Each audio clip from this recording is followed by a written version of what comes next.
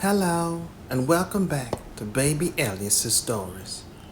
We now return to Little Women by Louisa May Alcott.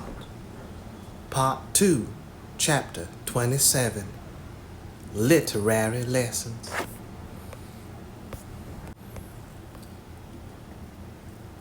Fortune suddenly smiled upon Jo and dropped a good luck penny in her path. Not a golden penny exactly, but I doubt if 500,000 would have given more real happiness than did the little sum that came to her in this wise. Every few weeks she would shut herself up in her room, put on her scribbling suit, and fall into a vortex, as she expressed it, writing away at her novel with all her heart and soul, for till that was finished, she could find no peace. Her scribbling suit consisted of a black woolen pinafore on which she could wipe her pen at will, and a cap of the same material, adorned with a cheerful red bow, into which she bundled her hair when the decks were cleared for action. This cap was a beacon to the inquiring eyes of her family, who during these periods kept their distance, merely popping in their heads semi-occasionally to ask with interest, "Does genius burn, Jo?" They did not always venture even to ask this question, but took an observation of the cap and judged accordingly. If this expressive article of dress was drawn low upon the forehead, it was a sign that hard work was going on.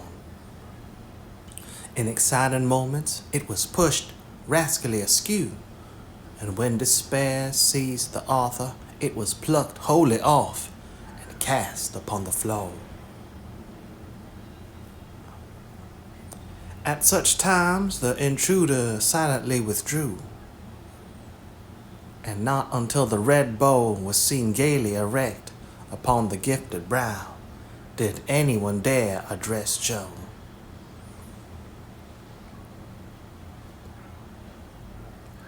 She did not think herself a genius by any means, but when the writing fit came on, she gave herself up to it with entire abandon and led a blissful life, unconscious of want, care, or bad weather, while she sat safe and happy in an imaginary world full of friends almost as real and dear to her as any in the flesh. Sleep forsook her eyes, meals stood untasted, day and night were all too short to enjoy the happiness which blessed her only such times, and made these hours worth living, even if they bore no other fruit. The divine afflatus usually lasted a week or two, and then she emerged from her vortex, hungry, sleepy, cross, or despondent.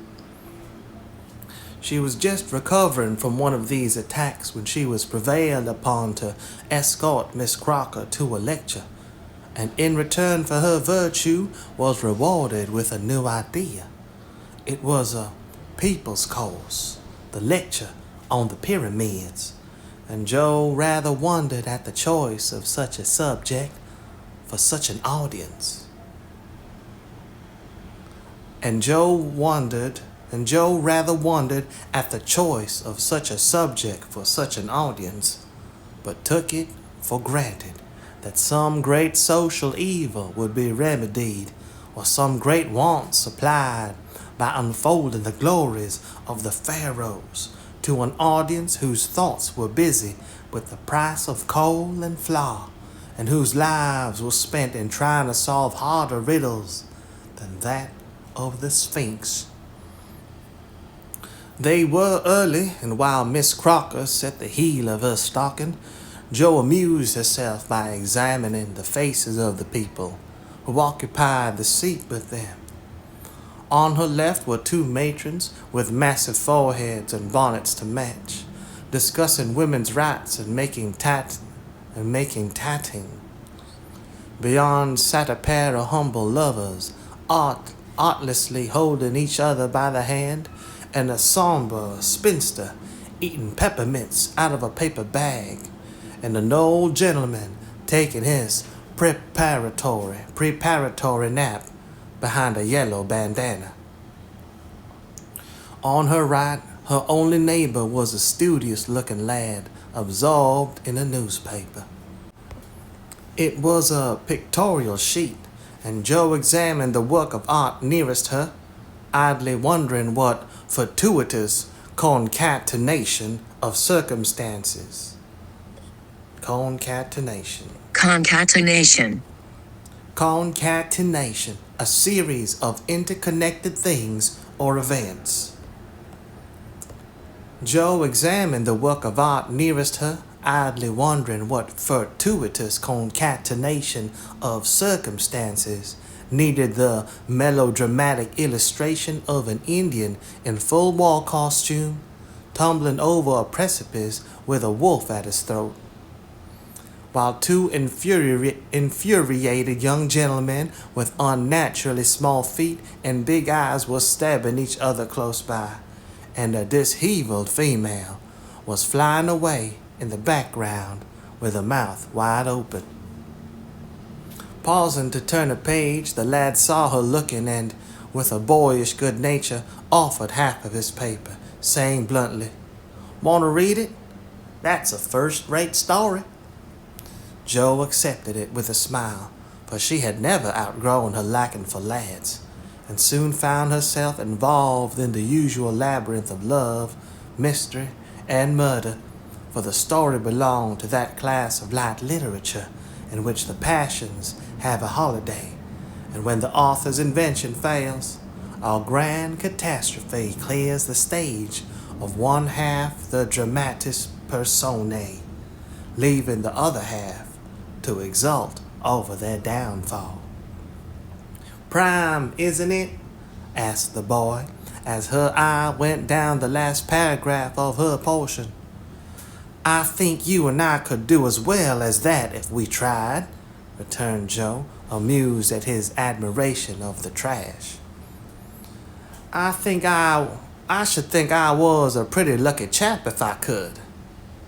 She makes a good living out of such stories, they say." And he pointed to the name of Mrs. Slang, of Mrs. Slang Northbury, under the title of the tale.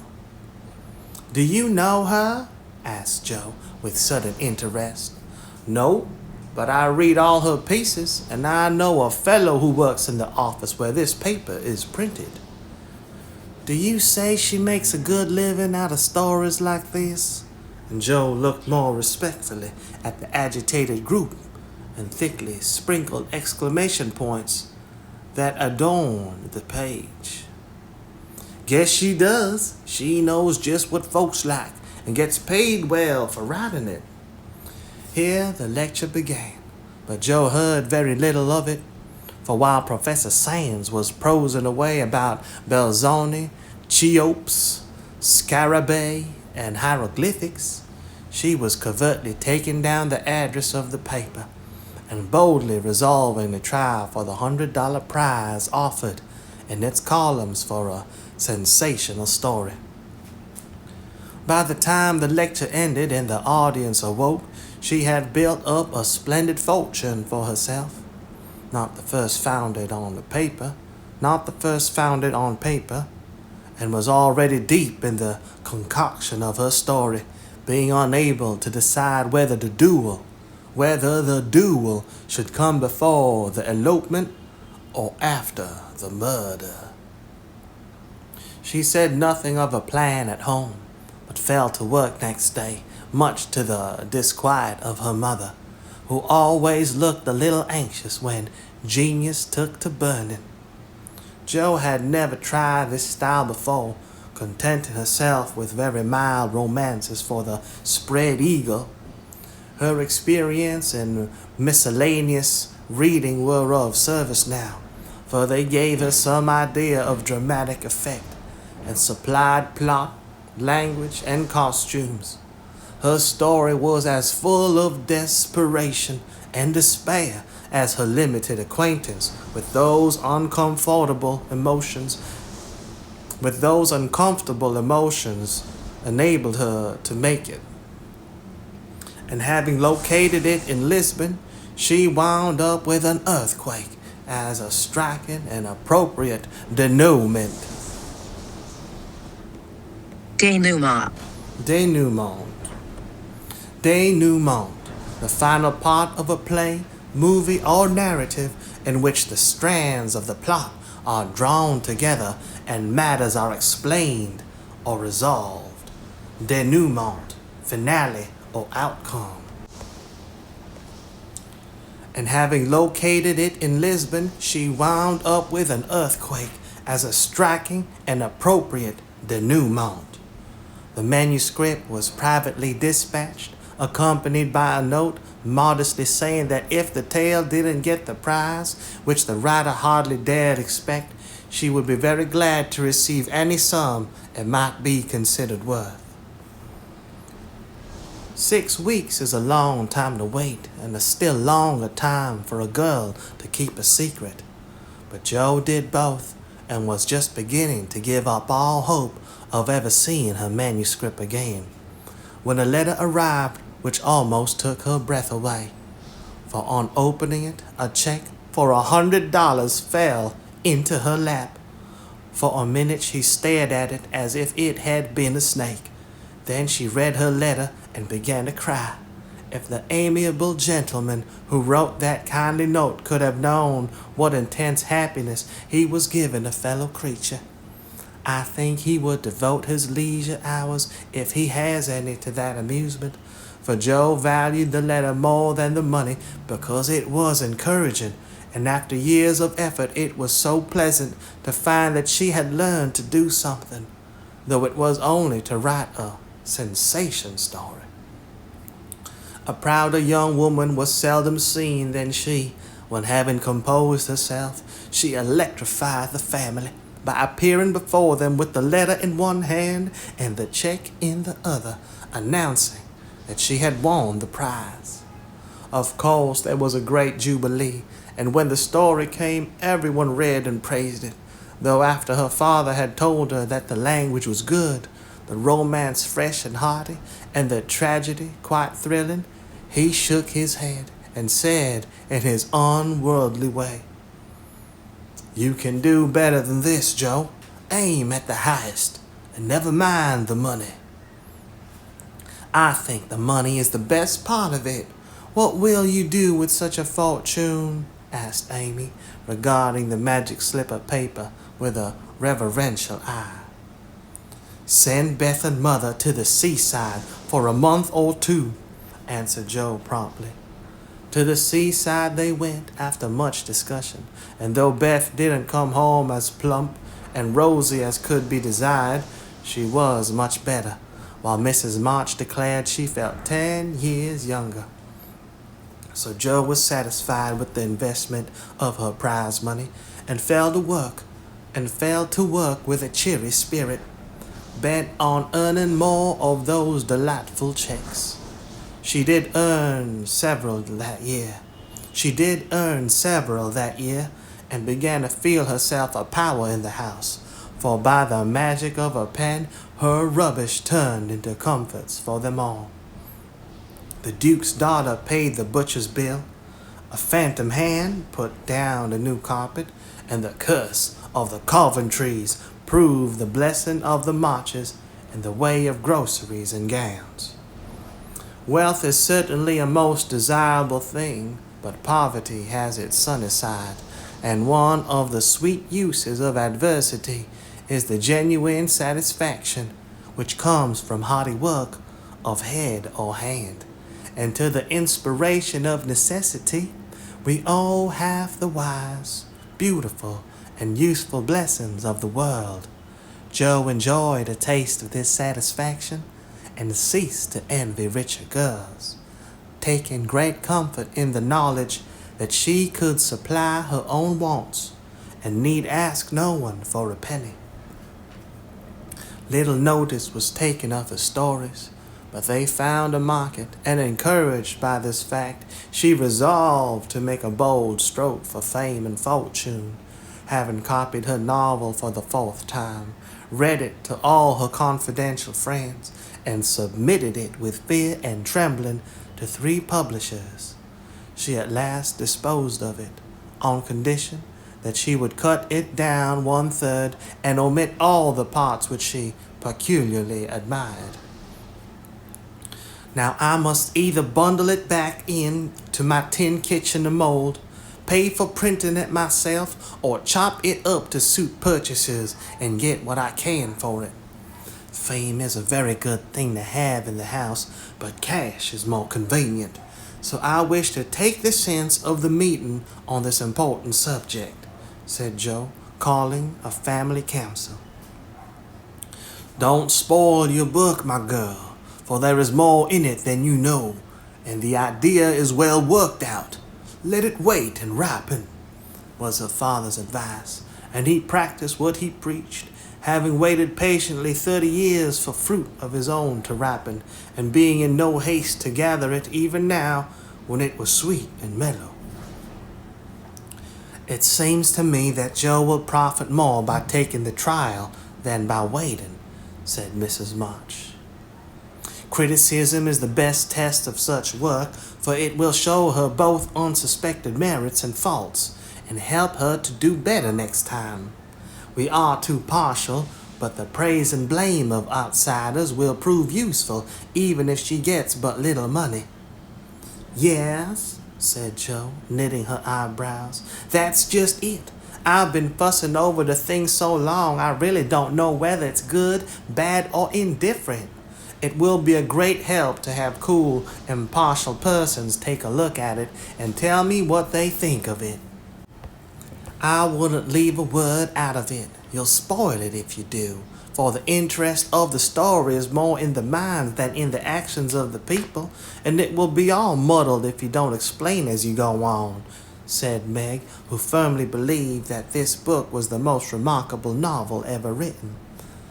But Mr. Allen says, leave out the explanations, make it brief and dramatic, and let the characters tell the story, interrupted Joe, turning to the publisher's note. Does he do as he tells you? He knows what will sell, and we don't. Make a good popular book and get as much money as he can. By and by, when you've got a name, you can afford to digress and have philosophical and metaphysical people in your novels, said Amy, who took a strictly practical view of the subject. Well, said Joe, laughing, if my people are philosophical and metaphysical, it isn't my fault, for I know nothing about such things, except what I hear Father say sometimes. If I've got some of his wise ideas jumbled up with my romance, so much the better for me. Now, Beth, what do you say? I should so like to see it printed soon, was all Beth said, and smiled in saying it. But there was an unconscious emphasis on the last word, and a wistful look in the eyes that never lost their childlike candor, which chilled Joe's heart for a minute with a foreboding fear, and decided her to make her little venture soon. So, with Spartan firmness, the young authoress laid her firstborn on her table and chopped it up as ruthlessly as a Noga, in the hope of pleasing everyone. She took everyone's advice, and like the old man and his donkey in the fable, suited nobody.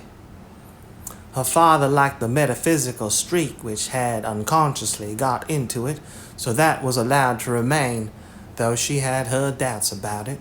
Her mother thought that there was a trifle too much description. Out therefore it came, and with it many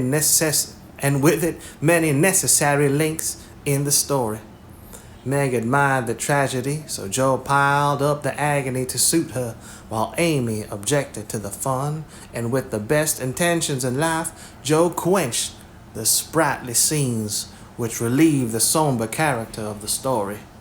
Then, to complicate the ruin, she cut it down 1/3 and confidingly sent the poor little romance like a picked robin out into the big, busy world to try its fate.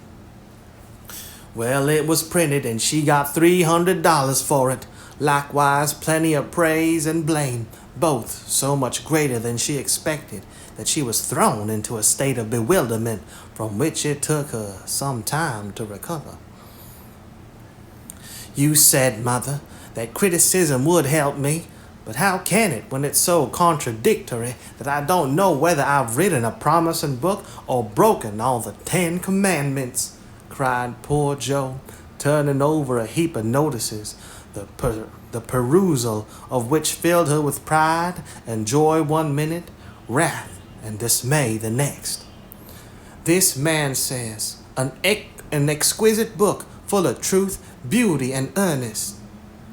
All is sweet, pure, and healthy, continued the perplexed authoress. The next, the theory of the book is bad, full of morbid fancies, spiritualistic ideas, and unnatural characters. Now, as I had no theory of any kind, don't believe in spiritualism, and copied my characters from life, I don't see how this critic can be right. Another says it's one of the best American novels which has appeared for years. I know better than that. And the next asserts that, though it is original and written with great force and feeling, it is a dangerous book. 'Tisn't. Some make fun of it, some overpraise, and nearly all insist that I had a deep theory to expound when I only wrote it for the pleasure and the money. I wish I'd print the whole or not at all, for I do hate to be so misjudged. Her family and friends administered comfort and commendation liberally, yet it was a hard time for sensitive, high-spirited Joe, who meant so well and had apparently done so ill. But it did her good, for those whose opinion had real value gave her the criticism, which is an author's best education, and when the first soreness was over, she could laugh at her poor little book, yet believe in it still, and feel herself the wiser and stronger for the buffeting she had received. Not being a genius like Keats, it won't kill me, she said stoutly. And I've got the joke on my side after all, for the parts that were taken straight out of real life are denounced as impossible and absurd, and the scenes that I made up out of my own silly head are pronounced charmingly natural, tender, and true. So I'll comfort myself with that, and when I'm ready, I'll up again and take another. Chapter 28. Domestic Experiences. Like most other young matrons, Meg began her married life with the determination to be a model housekeeper. John should find home a paradise, he should always see a smiling face, should fare sumptuously every day, and never know the loss of a button. She brought so much love, energy, and cheerfulness to the work that she could not but succeed, in spite of some obstacles. Her paradise was not a tranquil one, for the little woman fused was over-anxious to please and bustled about like a true Martha, cumbered with many cares. She was too tired sometimes even to smile. John grew dyspeptic after a course of dainty dishes and ungratefully demanded plain fare. Dyspeptic. Dyspeptic, of all having indigestion or consequent irritability or depression. Dyspeptic, bad-tempered. John grew dyspeptic after a course of dainty dishes and ungratefully demanded plain fare. As for buttons, she soon learned to wonder where they went, to shake her head over the carelessness of men, and to threaten to make him sew them on himself, and see if his work would stand impatient and clumsy fingers any better than hers. They were very happy, even after they discovered that they couldn't live on love alone.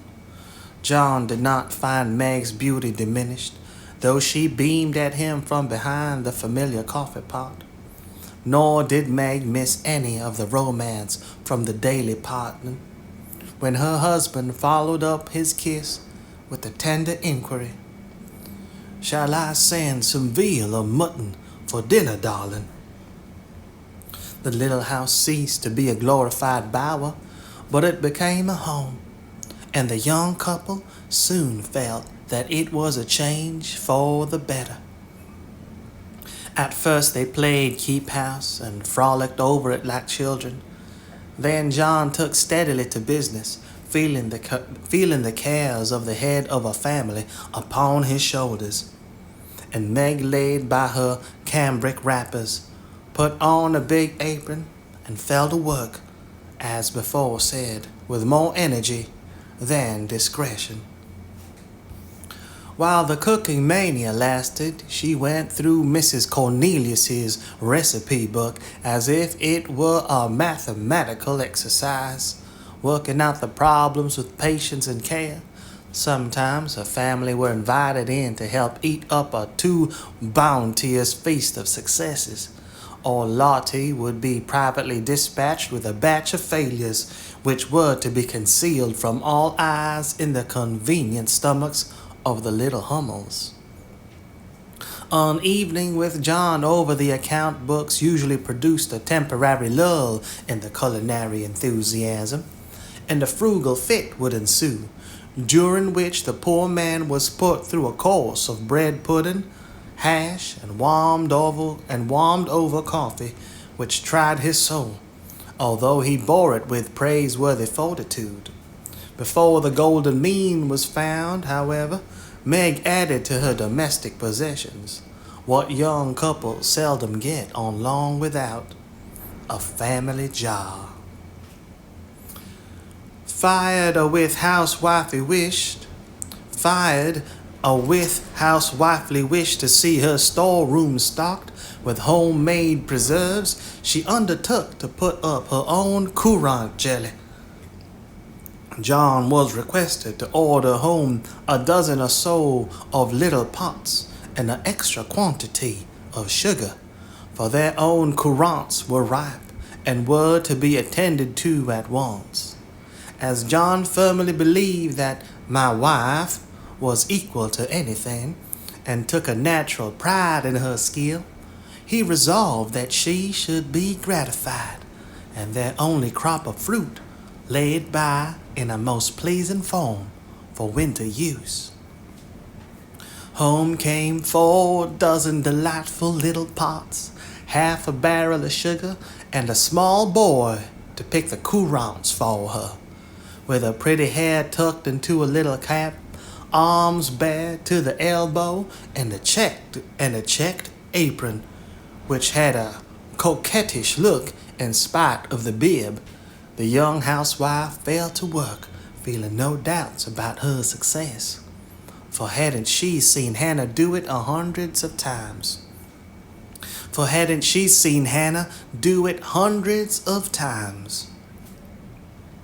The array of pots rather amazed her at first, but John was so fond of jelly, and the nice little jars would look so well on the top shelf, that Meg resolved to fill them all, and spend a long day picking, boiling, straining, and fussing over her jelly.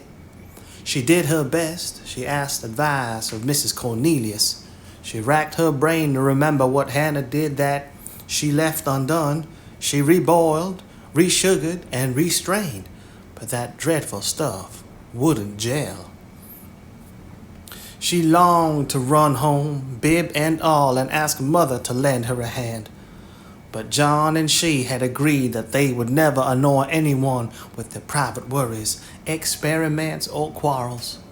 They had laughed over that last word as if the idea it suggested was a most preposterous one, but they had held to their resolve, and whenever they could get on without help, they did so, and no one interfered, for Mrs. March had advised the plan. So Meg wrestled alone with the refractory sweetmeats all that hot summer day, and at 5 o'clock sat down in her topsy-turvy kitchen, wrung her bedabawed hands, lifted up her voice, and wept. Bedaubed. Bedaubed? Bedaub, smear or daub with a sticky substance. Bedaub, smear. So Meg wrestled alone with the refractory sweetmeats all that hot summer day, and at 5 o'clock sat down in her topsy-turvy kitchen, wrung her bedaubed hands, lifted up her voice, and wept. Now in the first flush of the new life, she had often said, "My husband shall always feel free to bring a friend home whenever he likes. I shall always be prepared. There shall be no flurry, no scolding, no discomfort, but a neat house, a cheerful wife, and a good dinner. John, dear, never stop to ask my leave. Invite whom you please, and be sure of a welcome from me." How charming that was, to be sure. John quite glowed with pride to hear her say it, and felt what a blessed thing it was to have a superior wife. But although they had had company from time to time, it never happened to be unexpected, and Meg had never had an opportunity to distinguish herself till now. It always happens so in this vale of tears. There is an inevitability about such things which we can only wonder at, deplore, and bear as best we can. And bear as we best can. If John had not forgotten all about the jelly, it really would have been unpardonable in him to choose that day of all the days in the year to bring a friend home to dinner unexpectedly. Congratulating himself that a handsome repast had been ordered that morning, feeling sure that it would be ready to the minute, and indulging in pleasant anticipations of the charming effect it would produce, when his pretty wife came running out to meet him. He escorted his friend to his mansion with the irrepressible satisfaction of a young host and husband. Irrepressible. Irrepressible, not able to be controlled or restrained. He escorted his friend to his mansion with the irrepressible satisfaction of a young host and husband. It is a world of disappointments, as John discovered when he reached the Dovecot. The front door usually stood hospitably open. Now it was not only shut, but locked, and yesterday's mud still adorned the steps. The parlor windows were closed and curtained. No picture of the pretty wife sewing on the piazza in white with a distracted little bow in her hair, or a bright-eyed hostess smiling a shy welcome as she greeted her guest. Nothing of the sort. Not a soul appeared but a sanguinary-looking boy asleep under the currant bushes. Sanguinary.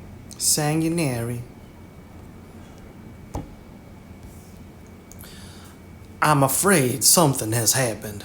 Step into the garden, Scott, while I look up Mrs. Brooke," said John, alarmed at the silence and solitude. Round the house he hurried, led by a pungent smell of burned sugar, and Mr. Scott strolled after him with a queer look on his face.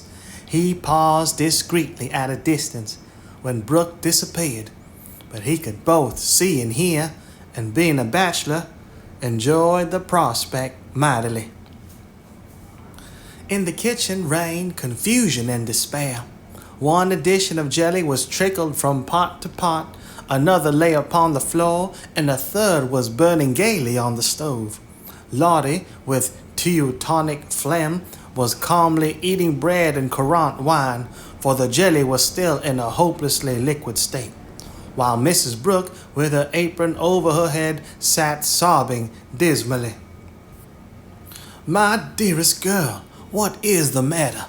cried John, rushing in with awful visions of scalded hands, sudden news of affliction, and secret consternation at the thought of the guest in the garden. "Oh, John, I am so tired and hot and cross and worried. I've been at it till I'm all worn out. Do come and help me, or I shall die."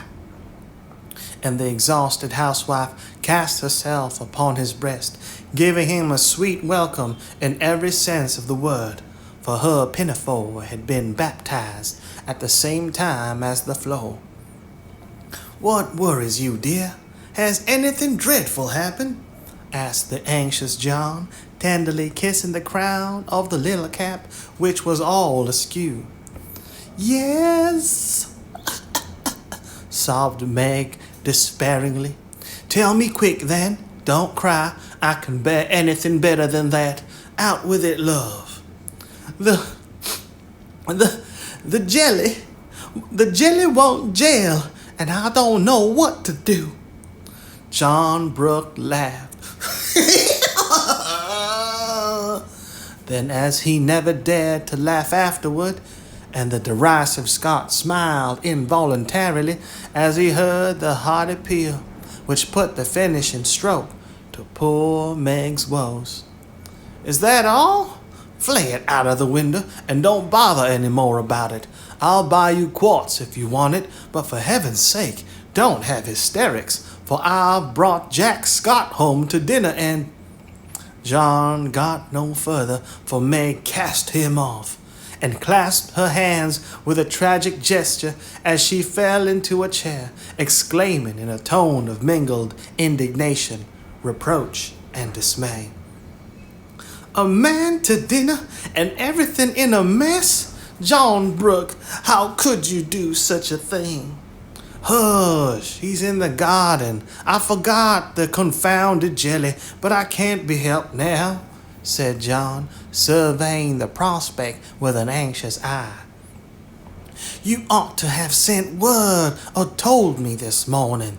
You ought to have remembered how busy I was," continued Meg petulantly, for even turtle doves will peck when ruffled.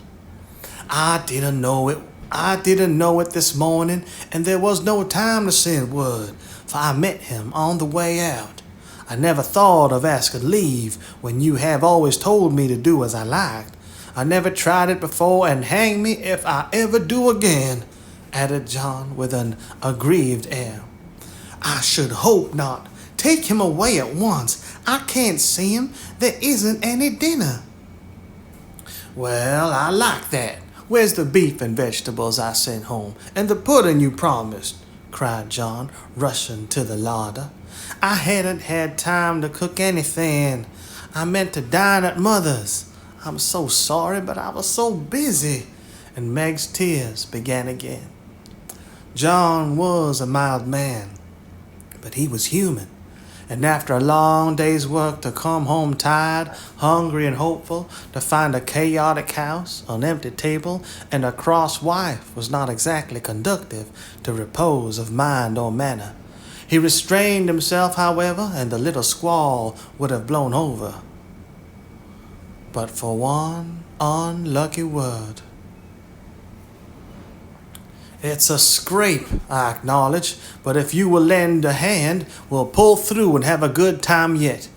Don't cry, dear, but just exert yourself a bit and fix us up something to eat. We're both as hungry as hunters, so we shan't mind what it is. Give us the cold meat and bread and cheese. We won't ask for jelly." He meant it to be a good-natured joke, but that one word sealed his fate. Meg thought it was too cruel to hint about her sad failure, and the last atom of patience vanished as he spoke. "You must get yourself out of the scrape as you can. I'm too used up to exert myself for anyone, It's like a man to propose a bone and vulgar bread and cheese for company. I won't have anything of the sort in my house. Take that Scot up to mother's and tell him I'm away, sick, dead, anything. I won't see him, and you two can laugh at me and my jelly as much as you like. You won't have anything else here. And having delivered her defiance all in one breath, Meg cast away her pinafore and precipitately left the field to bemoan herself in her own room. What those two creatures did in her absence she never knew, but Mr. Scott was not taken up to mother's, and when Meg descended after they had strolled away together, she found traces of a promiscuous lunch which filled her with horror. Lottie reported that they had eaten a much and greatly laughed, and the master bid her throw away all the sweet stuff and hide the pots. Meg longed to go and tell mother, but a sense of shame at her own shortcomings, of loyalty to John, who might be cruel, but nobody should know it, restrained her. And after a summary cleaning up, she dressed herself prettily and sat down to wait for John to come and be forgiven. Unfortunately, John didn't come, not seeing the matter in that light.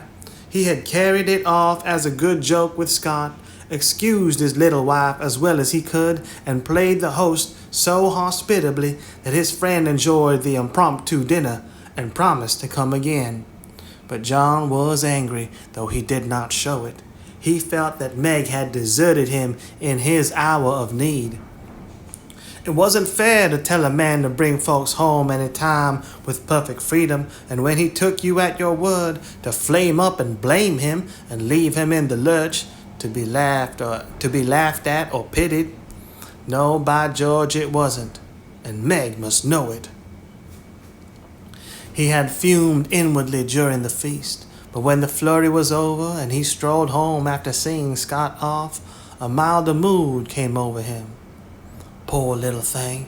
It was hard upon her when she tried so heartily to please me. She was wrong, of course, but then she was young. I must be patient and teach her. He hoped she had not gone home. He hated gossip and interference.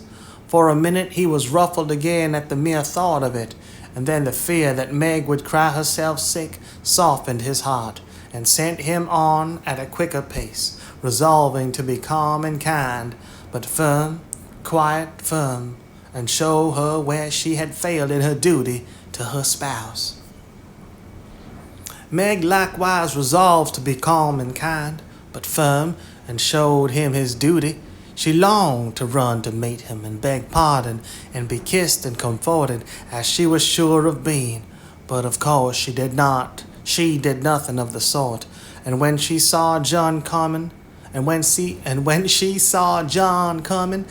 to hum quite naturally as she rocked and sewed like a lady of leisure in her best parlor. John was a little disappointed not to find a tender Niobe, but feeling that his dignity demanded the first apology, he made none, only came leisurely in and laid himself upon the sofa with a singularly relevant remark.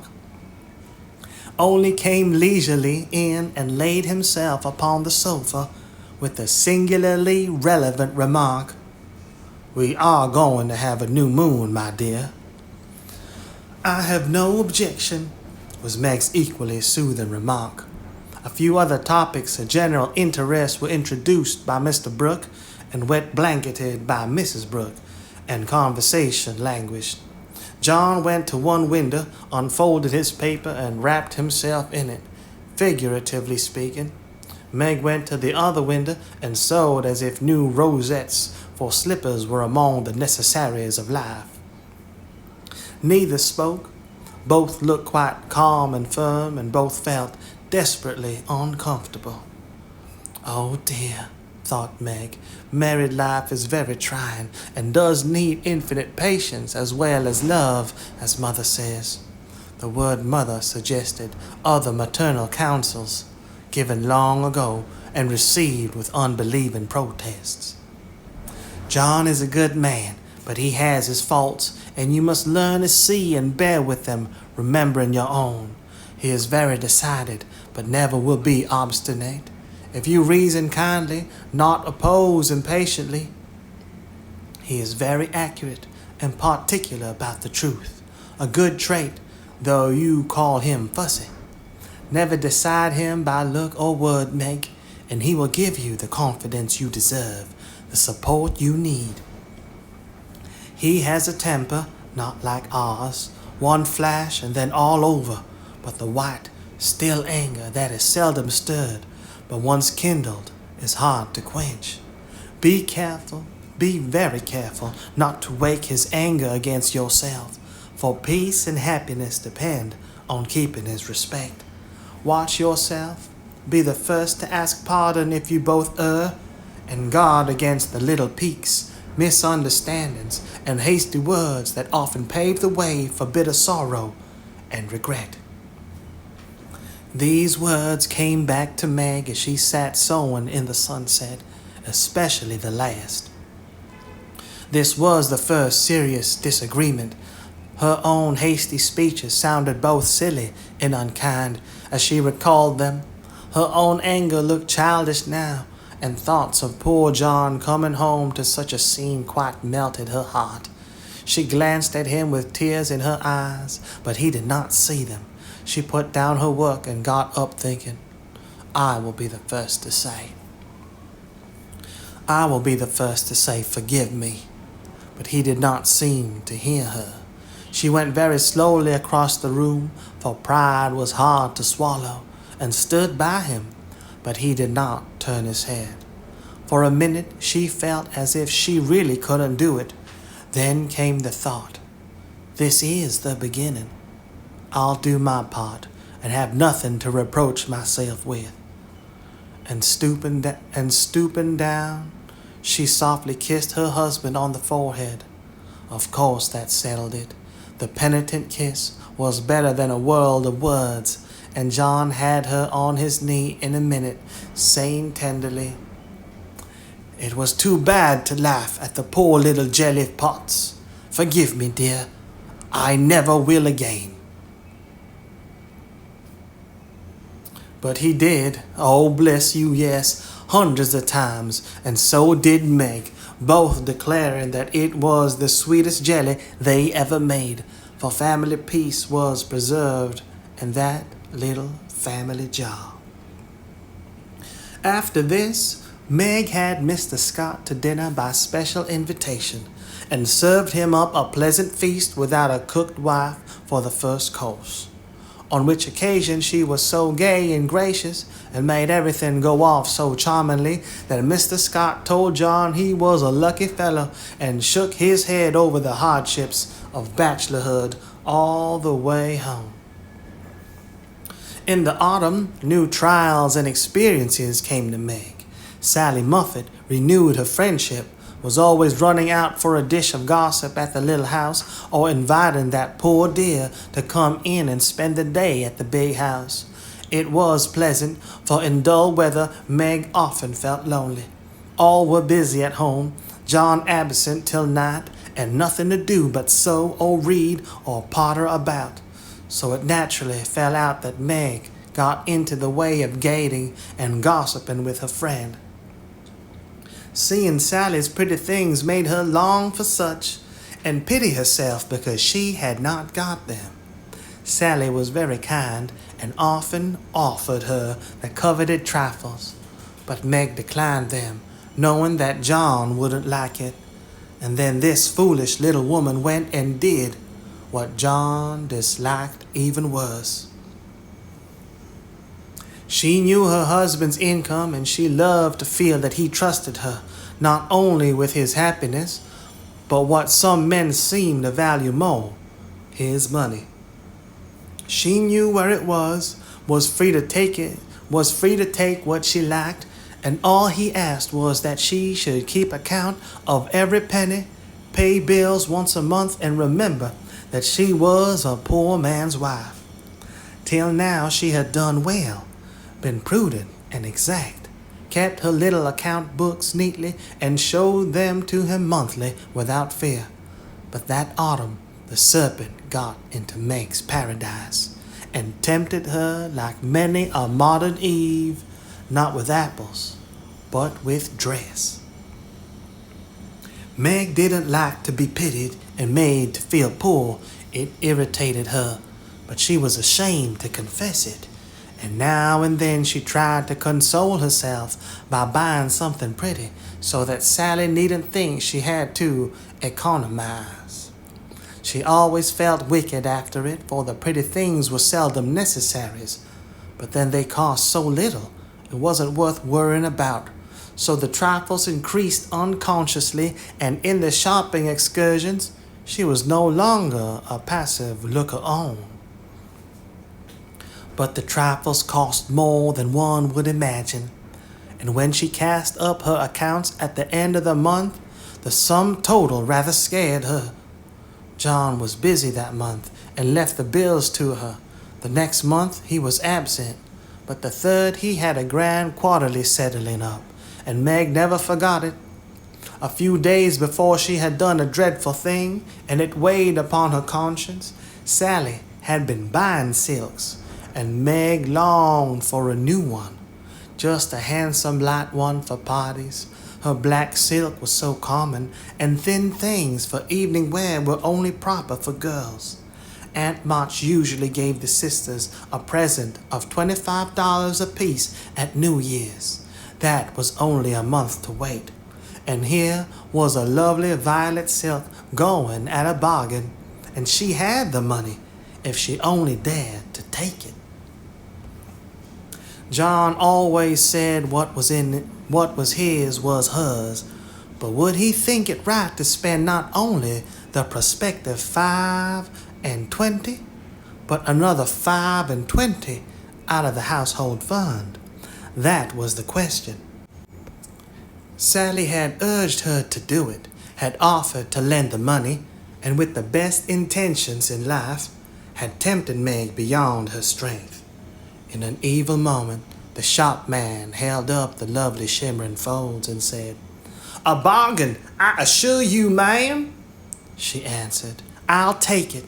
And it was cut off and paid for, and Sally had exulted, and she had laughed as if it were a thing of no consequence, and driven away, feeling as if she had stolen something, and the police were after her. When she got home, she tried to assuage the pangs of remorse by spreading forth the lovely silk, but it looked less silvery now, didn't become her after all, and the words $50 seemed stamped like a patent down each breath. She put it away, but it haunted her, not delightful as a new dress should, but dreadfully like the ghost of a folly that was not easily laid. When John got out his books that night, Meg's heart sank, and for the first time in her married life, she was afraid of her husband. The kind, brown eyes looked as if they could be stern, and though he was unusually merry, she fancied he had found her out, but didn't mean to let her know it. The house bills were all paid, the books all in order. John had praised her, and was undoing the old pocketbook, which they called the bank, when Meg, knowing that it was quite empty, stopped his hand, saying nervously, "You haven't seen my private expense book yet." John never asked to see it, but she always insisted on his doing so, and used to enjoy his masculine amazement at the queer things woman wanted, and made him guess what piping was. Demand fiercely the meaning of a hug me tight, or wonder how a little thing composed of 3 rosebuds, a bit of velvet, and a pair of string could possibly be a bonnet, and cost $6. That night, he looked as if he would like the fun of quizzing her figures and pretending to be horrified at her extravagance, as often did, being particularly proud of his prudent wife. The little book was brought slowly out and laid down before him. Meg got behind his chair under pretense of smoothing the wrinkles out of his tired forehead, and standing there, she said, with her panic increasing with every word, "John, dear, I'm ashamed to show you my book, for I've really been dreadfully extravagant lately. I go about so much I must have things, you know, and Sally advised my getting it, so I did. And my New Year's money will partly pay for it, but I was sorry after I had done it, for I knew you'd think it wrong in me." John laughed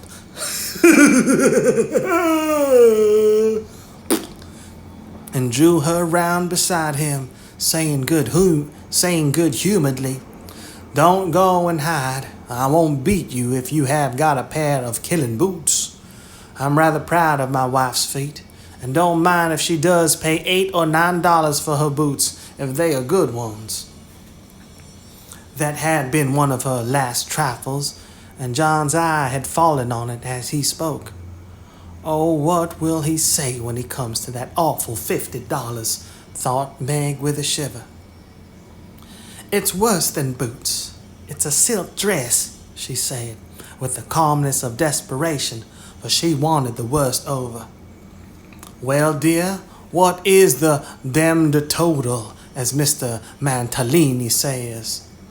That didn't sound like John, and she knew he was looking up at her with the straightforward look that she had always been ready to meet and answer with one as frank till now. She turned the page in her head at the same time, pointing to the sum which would have been bad enough without the 50, but which was appalling to her with that added. For a minute the room was very still. Then John said slowly, but she could feel it cost him an effort to express no displeasure, "Well, I don't know that 50 is much for a dress, with all the furbelows and notions you have to finish it off these days." "It isn't made or trimmed," sighed Meg faintly, for a sudden recollection of the cost still to be incurred quite overwhelmed her. 25 yards of silk seems a good deal to cover one small body, but I've no doubt my wife will look as fine as Ned Muffet's when she gets it on," said John dryly. "I know you are angry, John, but I can't help it. I didn't mean to waste your money, and I didn't think those little things would count up so. I can't resist them when I see Sally buying all she wants and pitying me because I don't. I try to be contented, but it's hard, and I'm tired of being poor." The last words were spoken so low, she thought he did not hear them, but he did, and they wounded him deeply, for he had denied himself many pleasures for Meg's sake. She could have bitten her tongue out the minute she had said it, for John pushed the books away and got up, saying, with a little quiver in his voice, "I was afraid of this. I'll do my best, Meg." If he had scolded her or even shaken her, it would not have broken her heart like those few words. She ran to him and held him close, crying with repentant tears. "Oh, John, my dear, kind, hard-working boy, I didn't mean it. It was so wicked, so untrue and ungrateful. How could I say it? Oh, how could I say it?" He was very kind, forgave her readily, and did not utter one reproach. But Meg knew that she had done and said a thing which would not be forgotten soon. Although he might never allude to it again, she had promised to love him for better or worse. And then she, his wife, had reproached him with his poverty after spending his earnings recklessly.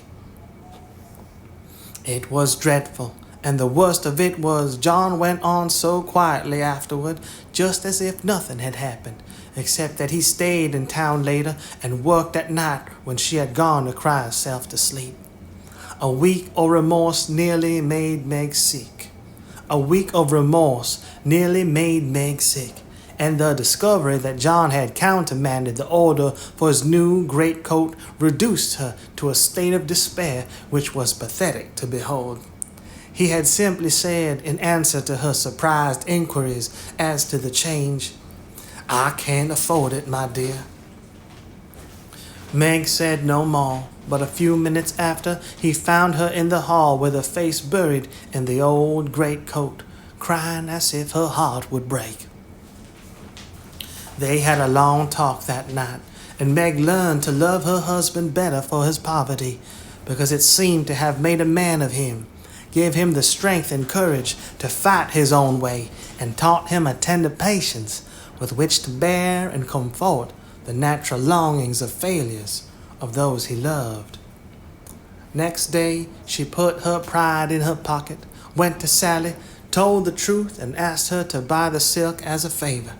The good-natured Mrs. Muffet willingly did so, and had the delicacy not to make her a present of it immediately afterward. Then Meg ordered home the greatcoat, and when John arrived, she put it on and asked him how he liked her new silk gown. One can imagine what answer he made, how he received his present, and what a blissful state of things ensued. John came home early. Meg gated no more, and that greatcoat was put on in the morning by a very happy husband, and taken off at night by a most devoted little wife. So the year rolled round, and at midsummer there came to Meg a new experience, the deepest and tenderest of a woman's life. Laurie came sneaking into the kitchen of the Dovecot one Saturday with an excited face, and was received with the clash of cymbals, for Hannah clapped her hands with a saucepan in one and the cover in the other. "How's the little mama? Where is everybody? Why didn't you tell me before I came home?" began Laurie in a loud whisper. "Happy as a queen, the dear. Every soul of 'em is upstairs a-worshipping. We didn't want no hurricanes round. Now you go into the parlor and I'll send 'em down to you." With which somewhat involved reply Hannah vanished, chuckling ecstatically. Presently, Joe appeared, proudly bearing a flannel bundle laid forth upon a large pillow. Joe's face was very sober, but her eyes twinkled, and there was an odd sound in her voice of repressed emotion of some sort. "Shut your eyes and hold out your arms," she said invitingly. Laurie backed precipitately into a corner and put his hands behind him with an imploring gesture. "No, thank you, I'd rather not. I shall drop it or smash it as sure as fate." "Then you shan't see your nevy," said Joe decidedly, turning as if to go. I will, only you must be responsible for damages." And obeying orders, Laurie heroically shut his eyes while something was put into his arms. A peal of laughter from Joe, Amy, Mrs. March, Hannah, and John caused him to open them the next minute to find himself invested with 2 babies instead of 1. No wonder they laughed, for the expression of his face was droll enough to convulse a Quaker, as he stood and stared widely from the unconscious innocents to the hilarious spectators with such dismay that Joe sat down on the floor and screamed. "Twins, by Jupiter!" was all he said for a minute. Then turning to the women with an appealing look that was comically piteous, he added, "Take him quick, somebody! I'm going to laugh, and I shall drop him." Joe rescued his babies and marched up and down with one on each arm, as if already initiated into the mysteries of baby tending, while Laurie laughed till the tears ran down his cheeks. "It's the best joke of the season, isn't it? I wouldn't have told you, for I set my heart on surprising you, and I flatter myself I've done it," said Joe when she got her breath. I never was more staggered in my life. Isn't it fun? Are they boys? What are you going to name them? Let's have another look. Hold me up, Joe, for upon my life it's one too many for me, returned Laurie, regarding the infants with the air of a big, benevolent Newfoundland looking at a pair of infantile kittens. Boy and girl, aren't they beauties? Said the proud papa, beaming upon the little red squirmers as if they were unfledged angels. Most remarkable children I ever saw. Which is which? And Laurie bent like a well sweep to examine the prodigies. Amy put a blue ribbon on the boy and a pink on the girl, French fashion, so you can always tell. Besides, one has blue eyes and one brown. Kiss them, Uncle Teddy, said Wicked Joe. I'm afraid they might not like it, began Laurie, with unusual timidity in such matters. Of course they will. They are used to it now. Do it this minute, sir, commanded Joe, fearing he might propose a proxy. Laurie screwed up his face and obeyed with a gingerly peck at each little cheek that produced another laugh. And made the baby squeal.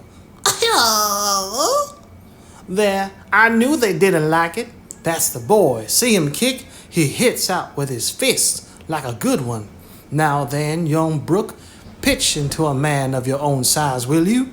Cried Laurie, delighted with a poke in the face from a tiny fist, flapping aimlessly about. He's to be named John Lawrence, and the girl Margaret, after mother and grandmother. We shall call her Daisy, so as to not have two Megs. And I suppose the Manny will be Jack, unless we find a better name, said Amy, with an aunt-like interest. Name him Demi-John, and call him Demi for short, said Laurie.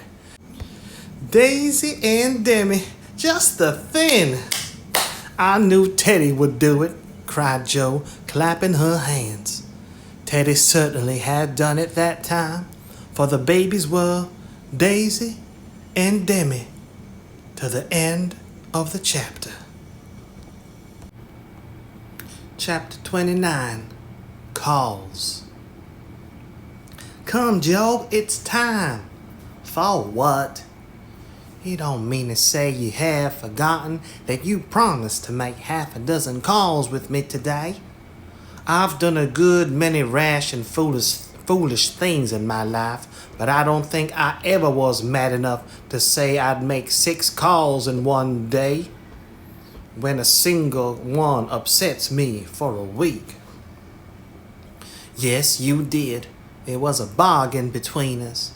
I was to finish the crayon of Beth for you, and you were to go properly with me and return our neighbors' visits. If it was fair, that was in the bond, and I stand to the letter of my bond, Shylock. There's a pile of clouds in the east. It's not fair, and I don't go. Now that's shirking. It's a lovely day, no prospect of rain, and you pride yourself on keeping promises, so be honorable. Come and do your duty, and then be at peace for another 6 months. At that minute, Jo was particularly absorbed in dressmaking, for she was mantua maker, general to the family, and took especial credit to herself because she could use a needle as well as a pen. Mantua. Mantua, a woman's loose gown of a kind fashionable during the 17th and 18th centuries. Mantua. Jo was particularly absorbed in dressmaking, for she was mantua maker, general to the family, and took a special credit to herself because she could use a needle as well as a pen. It was very provoking to be arrested in the act of a first trying on, and ordered out to make calls in her best array on a warm July day. She hated calls of the formal sort, and never made any, till Amy compelled her with a bargain, bribe or promise. In the present instance there was no escape, and having clashed her scissors rebelliously while protesting that she smelled thunder, she gave in, put away her work, and taking up her hat and gloves with an air of resignation, told Amy the victim was ready. "Joe March, you are perverse enough to provoke a saint. You don't intend to make calls in that state, I hope," cried Amy, surveying her with amazement. "Why not? I'm neat and cool and comfortable, quite proper for a dusty walk on a warm day. If people care more for my clothes than they do for me, I don't wish to see them. You can dress for both and be as elegant as you please. It pays for you to be fine. It doesn't for me, and the furbelows only worry me." "Oh dear," sighed Amy. "Now she's in a contrary fit and will drive me distracted before I can get her properly ready. I'm sure it's no pleasure to me to go today, but it's a debt we owe society, and there's no one to pay it but you and me. I'll do anything for you, Joe, if you'll only dress yourself nicely and come and help me do the civil. You can talk so well, look so aristocratic in your best things, and behave so beautifully if you try, that I'm proud of you. I'm afraid to go alone. Do come and take care of me." "You're an artful little puss to falter, to flatter and wheedle your cross old sister in that way. The idea of my being aristocratic and well-bred and your being afraid to go anywhere alone. I don't know which is the most absurd. Well, I'll go if I must, and do my best. You shall be commander of the expedition, and I'll obey blindly. Will that satisfy you?" said Joe, with a sudden change from perversity to lamb-like submission. "You're a perfect cheer-up. Now put on all your best things, and I'll tell you how to behave at each place, so that you will make a good impression. I want people to like you, and they would if you'd only try to be a little more agreeable. Do your hair the pretty way, and put the pink rose in your bonnet. It's becoming. And you look too sober in your plain suit. Take your light gloves and the embroidered handkerchief. We'll stop at Meg's and borrow her white sunshade, and then you can have my dove-colored one." While Amy dressed, she issued her orders, and Joe obeyed them, not without entering her protest, however, for she sighed as she rustled into her new organdie. Organdy. Organdy, a fine, translucent cotton or silk fabric that is usually stiffened and used for women's clothing. Organdy. Joe obeyed them, not without entering her protest, however, for she sighed as she rustled into her new organdy, frowned darkly at herself as she tied her bonnet strings in an irreproachable bow, wrestled viciously with pins as she put on her collar, wrinkled up her features generally as she shook out the handkerchief, whose embroidery was as irritating to her nose as the present mission was to her feelings. And when she had squeezed her hands into tight gloves with 3 buttons and a tassel, as the last touch of elegance, she turned to Amy with an imbecile expression of countenance, saying meekly, "I'm perfectly miserable, but if you consider me presentable, I die happy." "You're highly satisfactory. Turn slowly round, and let me get a careful view." Joe revolved, and Amy gave a touch here and there, then fell back, with her head on one side, observing graciously, "Yes, you'll do. Your head is all I could ask, for that white bonnet with the rose is quite ravishing. Hold back your shoulders and carry your hands easily. No matter if your gloves do pinch, there's one thing you can do well, Joe. That is, wear a shawl. I can't, but it's very nice to see you, and I'm so glad Aunt March gave you that lovely one. It's simple but handsome, and those folds over the arm are really artistic. Is the point of my mantle in the middle, and have I looped my dress evenly? I like to show my boots, for my feet are pretty, though my nose isn't. You are a thing of beauty and a joy forever, said Joe, looking through her hand with the air of a connoisseur at the blue feather against the golden hair. Am I to drag my best dress through the dust or loop it up, please, ma'am? Hold it up when you walk, but drop it in the house. The sweeping style suits you best, and you must learn to trail your skirts gracefully. You haven't half buttoned one cuff. Do it at once. You'll never look finished if you are not careful about the little details, for they make up the pleasing whole. Joe sighed and proceeded to burst the buttons off her glove and doing up her cuff. But at last both were ready and sailed away looking as pretty as pictures, Hannah said, as she hung out of the upper window to watch them. Now, Joe dear, the Chesters consider themselves very elegant people, so I want you to put on your best deportment. Don't make any of your abrupt remarks or do anything odd, will you? Just be calm, cool, and quiet. That's safe and ladylike, and you can easily do it for 15 minutes, said Amy, as they approached the first place, having borrowed the white parasol and been inspected by Meg with a baby on each arm.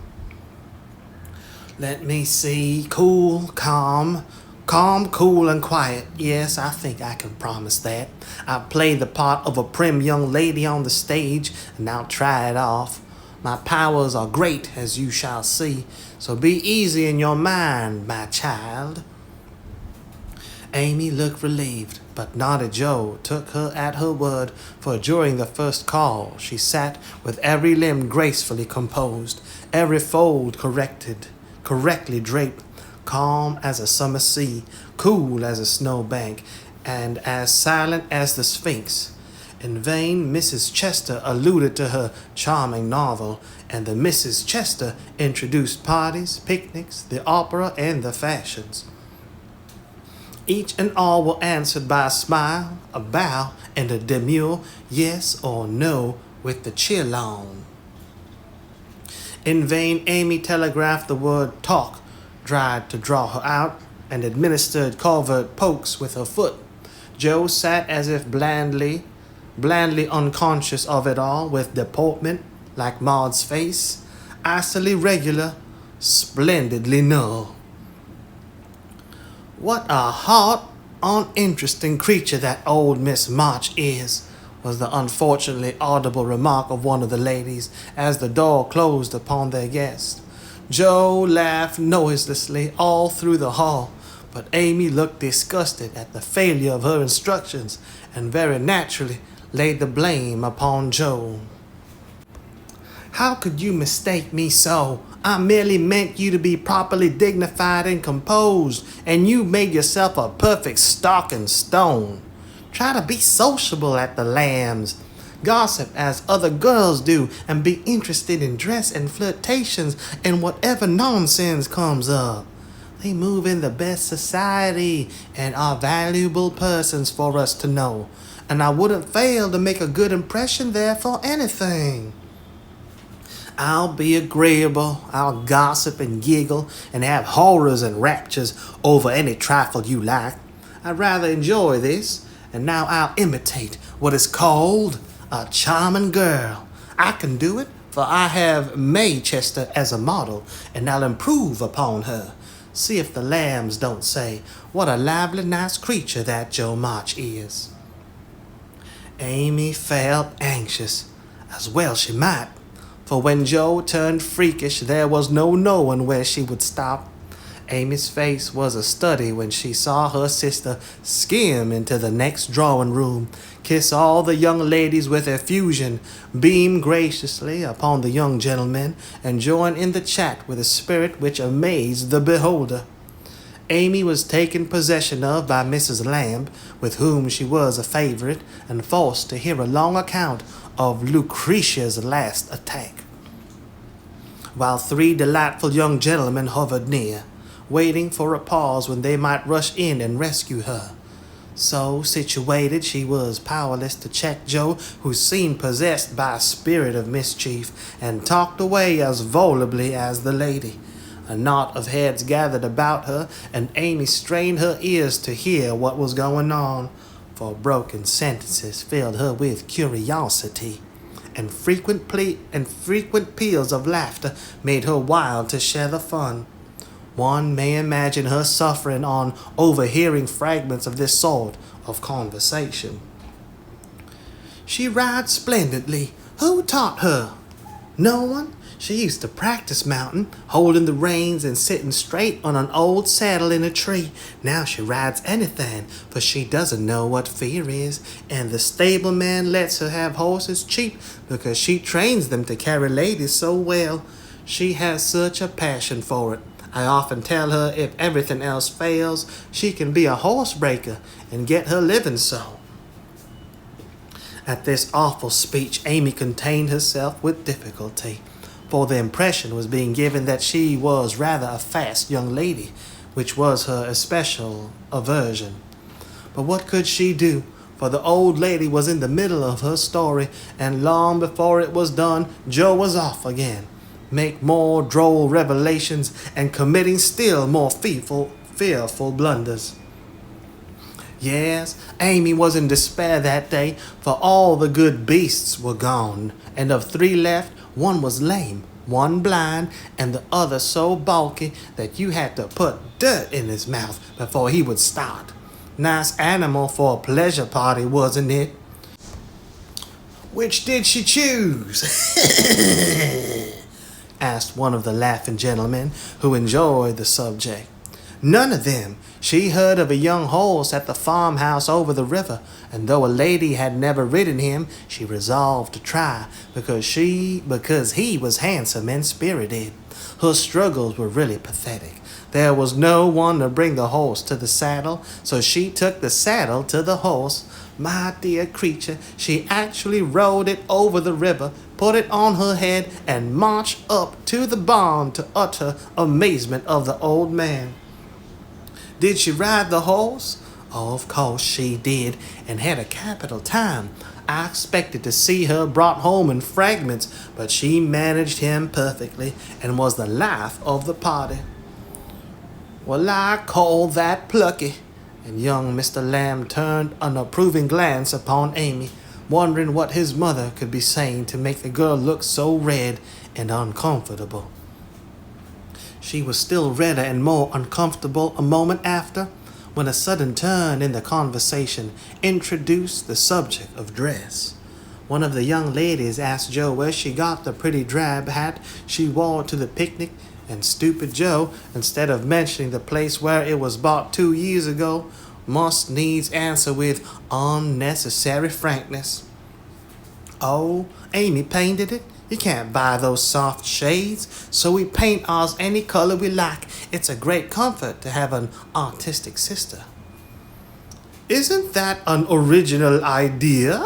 Cried Miss Lamb, who found Joe great fun. There's nothing compared to some of her brilliant performances. There's nothing the child can't do. Why, she wanted a pair of blue boots for Sally's party, so she just painted her soiled white ones the loveliest shade of sky blue you ever saw, and they looked exactly like satin, added Joe, with an air of pride in her sister's accomplishments that exasperated Amy till she felt that it would be a relief to throw her card case at her. We read a story of yours the other day, and enjoyed it very much, observed the elder Miss Lamb, wishing to compliment the literary lady, who did not look the character just then, it must be confessed. Any mention of her works always had a bad effect upon Joe, who either grew rigid and looked offended or changed the subject with a brusque remark, as now. Sorry you could find nothing better to read. Sorry you could find nothing better to read. I write that rubbish because it sells and ordinary people like it. Are you going to New York this winter? As Miss Lamb had enjoyed the story, this speech was not exactly grateful or complimentary. The minute it was made, Joe saw her mistake, but fearing to make the matter worse, suddenly remembered that it was for her to make the first move toward departure, and did so with an abruptness that left three people with half-finished sentences in their mouths. Amy, we must go. Goodbye, dear. Do come and see us. We are pining for a visit. I don't dare to ask you, Mr. Lamb, but if you should come, I don't think I shall have the heart to send you away. Joe said this with such a droll imitation of May Chester's gushing style that Amy got out of the room as rapidly as possible, feeling a strong desire to laugh and cry at the same time. Didn't I do well? Asked Joe, with a satisfied air as they walked away. Nothing could have been worse, was Amy's crushing reply. What possessed you to tell those stories about my saddle and the hats and boots and all the rest of it? Why, it's funny and amuses people. They know we are poor, so it's no use pretending that we have grooms, buy 3 or 4 hats a season, and have things as easy and fine as they do. You needn't go and tell them all our little shifts and exports, and expose our poverty in that perfectly unnecessary way. You haven't a bit of proper pride, and never will learn when to hold your tongue and when to speak, said Amy despairingly. Poor Joe looked abashed and silently chafed the end of her nose with a stiff handkerchief, as if performing a penance for her misdemeanors. How shall I behave here? She asked as they approached the third mansion. Just as you please. I'll wash my hands of you, was Amy's short answer. Then I'll enjoy myself. The boys are at home and we'll have a comfortable time. Goodness knows I need a little change, for elegance has a bad effect upon my constitution, returned Joe gruffly, being disturbed by her failure to suit. An enthusiastic welcome from 3 big boys and several pretty children speedily soothed her ruffled feelings, and leaving Amy to entertain the hostess and Mr. Tudor, who happened to be calling likewise, Joe devoted herself to the young folks and found the change refreshing. She listened to college stories with deep interest, caressed pointers and poodles without a murmur, agreed heartily that Tom Brown was a brick, regardless of the improper form of praise, and when one lad proposed a visit to his turtle tank, she went with an alacrity which caused Mama to smile upon her, as that motherly lady settled the cap which was left in a ruinous condition by filial hugs. Filial hugs. Filial, off or due from a son or daughter. Filial, dutiful. As that motherly lady settled the cap which was left in a ruinous condition by filial hugs, bear-like but affectionate, and dearer to her than the most faultless coiffure from the hands of an inspired French woman.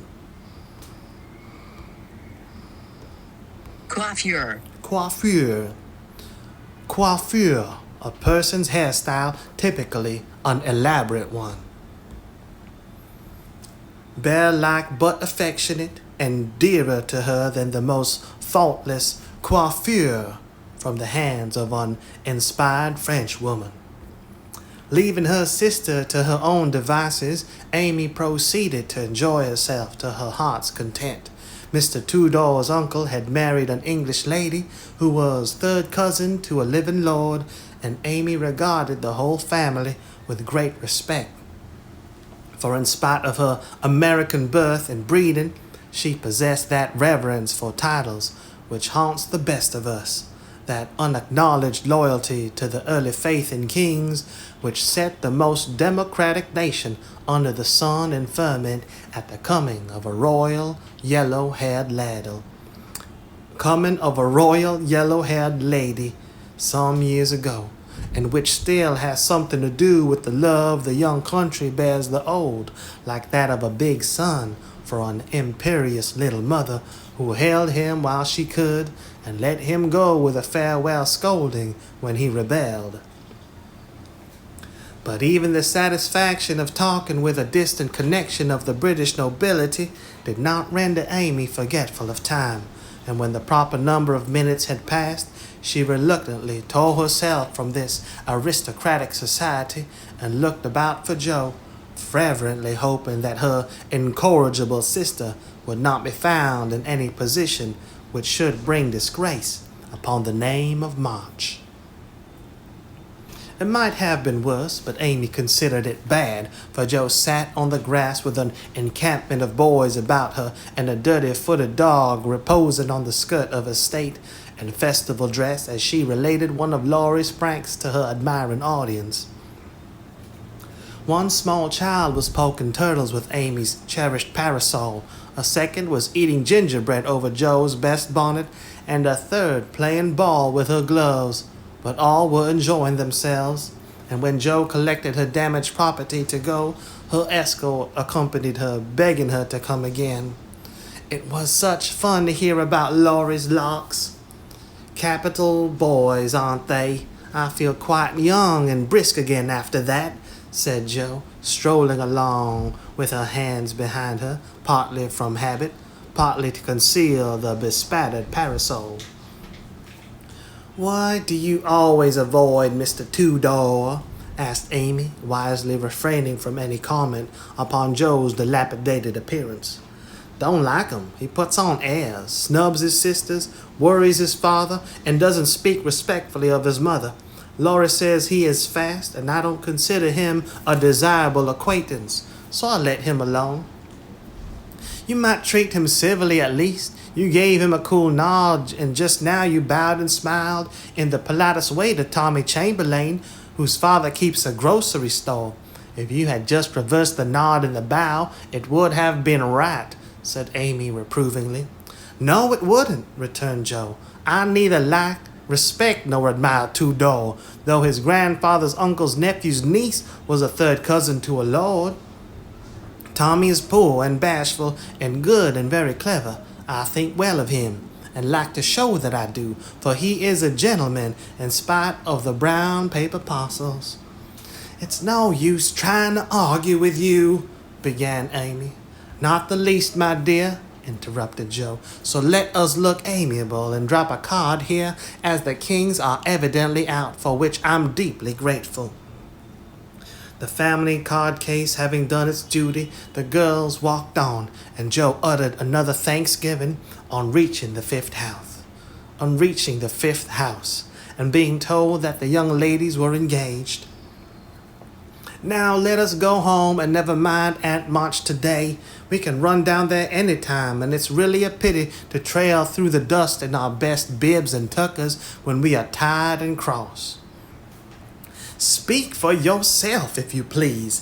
Aunt March likes to have us pay her the compliment of coming in style and making a formal call. It's a little thing to do, but it gives her pleasure, and I don't believe it will hurt your things half so much as letting dirty dogs and clumping boys spoil them. Stoop down and let me take the crumbs off your bonnet." "What a good girl you are, Amy," said Joe, with a repentant glance from her own damaged costume to that of her sister, which was fresh and spotless still. "I wish it was as easy for me to do the little things to please people as it is for you. I think of them, but it takes too much time to do them, so I wait for a chance to confer a great favor and let the small ones slip.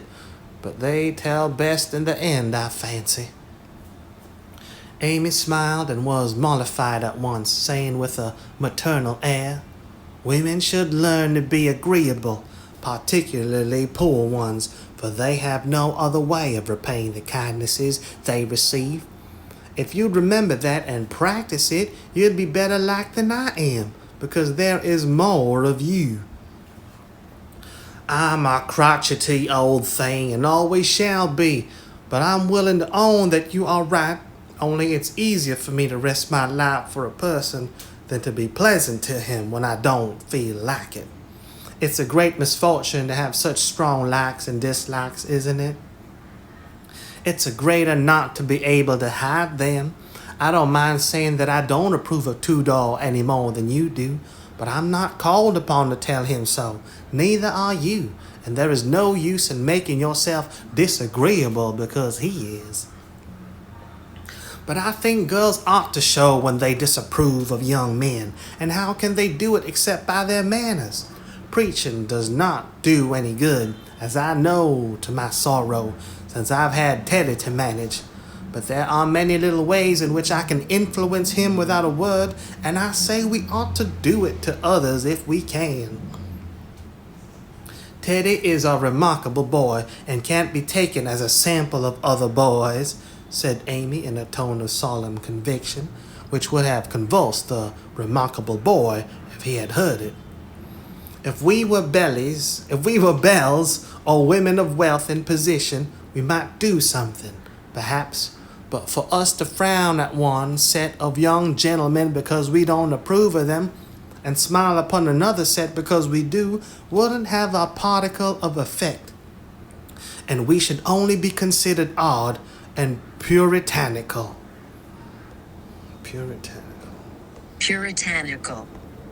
Puritanical. Practicing or affecting strict religion or moral behavior. Puritanical. Moralistic. But for us to frown at one set of young gentlemen because we don't approve of them and smile upon another set because we do wouldn't have a particle of effect, and we should only be considered odd and puritanical. So we are to countenance things and people which we detest, merely because we are not belles and millionaires, are we? That's nice sort of morality. That's a nice sort of morality. I can't argue about it. I only know that it's the way of the world, and people who set themselves against it only get laughed at for their pains. I don't like reformers, and I hope you never try to be one. I do like them, and I shall be one if I can, for in spite of the laughing, the world would never get on without them. We can't agree about that. For you belong to the old set, and I to the new. You will get on the best, but I shall have the liveliest time of it. I should rather enjoy the brickbats and hooting, I think.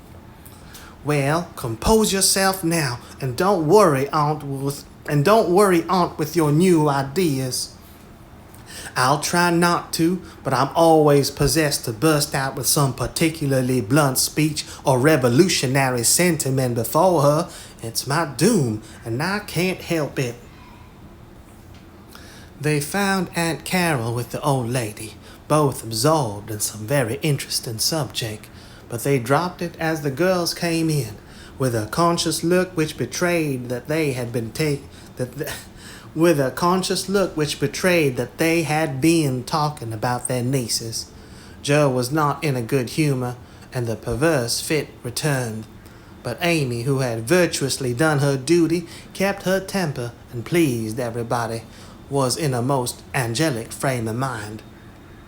This amiable spirit was felt at once, and both aunts my-deared her affectionately, looking what they afterwards said emphatically, "That child improves every day." "Are you going to help about the fair, dear?" asked Mrs. Carroll, as Amy sat down beside her with the confiding air elderly people like so well in the young. "Yes, Aunt. Mrs. Chester asked me if I would, and I offered to tend a table, as I've nothing but my time to give." "I'm not," put in Joe decidedly. "I hate to be patronized, and the Chesters think it's a great favor to allow us to help with their highly connected fair. I wonder you consented, Amy. They only want you to work." I am willing to work, for it's the freedmen, for it's for the freedmen as well as the Chesters, and I think it very kind of them to let me share the labor and the fun. Patronage does not trouble me when it is well meant. Quite and right and proper. I like your grateful spirit, my dear. It's a pleasure to help people who appreciate our efforts.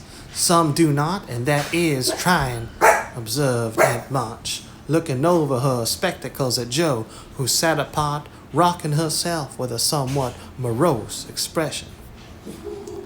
If Joe had only known what a great happiness was wavering in the balance for one of them, she would have turned dove-like in a minute. But unfortunately, we don't have windows in our breasts and cannot see what goes on in the minds of our friends. Better for us that we cannot, as a general thing. But now and then it would be such a comfort, such a saving of time and temper. By her next speech, Joe deprived herself of several years of pleasure and received a timely lesson in the art of holding her tongue. I don't like favors. They oppress and make me feel like a slave. I'd rather do everything for myself and be perfectly independent. Ahem, coughed Aunt Carol softly with a look at Aunt March. I told you so, said Aunt March with a decided nod to Aunt Carol. Mercifully, unconscious of what she had done, Joe sat with her nose in the air and a revolutionary aspect which was anything but inviting. Do you speak French, dear? Asked Mrs. Carroll, laying a hand on Amy's. Pretty well, thanks to Aunt March, who lets Esther talk to me as often as I like, replied Amy, with a grateful look which caused the old lady to smile affably. How are you about languages? Asked Mrs. Carroll of Joe. Don't know a word. I'm very stupid about studying anything. Can't bear French. It's such a slippery, silly sort of language, was the brusque reply. Another look passed between the ladies, and Aunt March said to Amy, You are quite strong and well, no, dear, I believe. Eyes don't trouble you any more, do they? Not at all, thank you, ma'am. I'm very well and mean to do great things next winter, so that I may be ready for Rome whenever that joyful time arrives. Good girl, you deserve to go, and I'm sure you will some day, said Aunt March with an approving pat on the head as Amy picked up her ball for her. Crossbatch, draw the latch, sit by the fire and spin, what? Squalled Polly, bending down from his perch on the back of her chair to peep into Joe's face, with such a comical air of impertinent inquiry that it was impossible to help laughing. Most observant bird, said the old lady. Come and take a walk, my dear, walk, cried Polly, hopping toward the china closet with a look suggestive of a lump of sugar. Thank you, I will. Come, Amy. And Joe brought the visit to an end, feeling more strongly than ever that calls did have a bad effect upon her constitution.